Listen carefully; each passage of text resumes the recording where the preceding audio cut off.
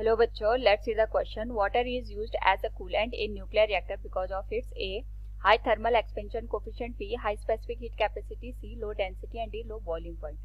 Now to answer this question, first we will discuss here the key concept, and here the key concept is given as specific heat capacity.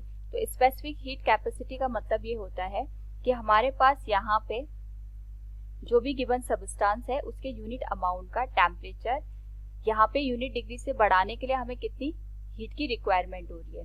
यहाँ पे question के according हमसे nuclear reactor के बारे में पूछा गया है कि उसमें अगर हम कूलेंट के लिए एज वाटर का यूज करते हैं तो वो हम क्यों करते हैं. तो हमारे पास यहाँ पे जो न्यूक्लियर रिएक्टर होता है, अगर हम इसकी बात करें तो जो न्यूक्लियर रिएक्टर हमारे पास यहाँ पे एनर्जी के कन्वर्जन के लिए रिस्पॉन्सिबल होते हैं.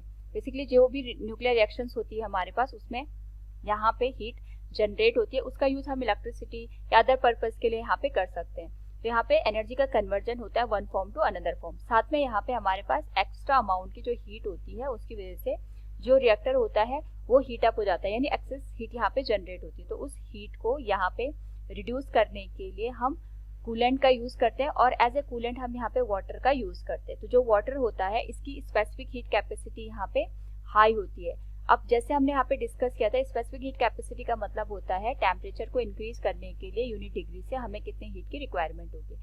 वाटर की हीट कैपेसिटी ज्यादा होने की वजह से ये यहाँ पे अपने यूनिट डिग्री के टेम्परेचर को इंक्रीज करने के लिए ज्यादा अमाउंट में हीट को एब्जॉर्ब करेगा, और वही हमारे पास यहाँ पे रिक्वायरमेंट है. हमें यहाँ पे जो एक्सेस हीट है उसको एब्जॉर्ब करना है. तो वाटर यहाँ पे ज्यादा से ज्यादा अमाउंट में हीट को एब्जॉर्ब करके जो रिएक्टर होता है उसको कूल कर देता है. So from the question we can say water is used as a coolant in nuclear reactor because of its high specific heat capacity. Option B is the right one. Hope all understood it. Thank you and best of luck.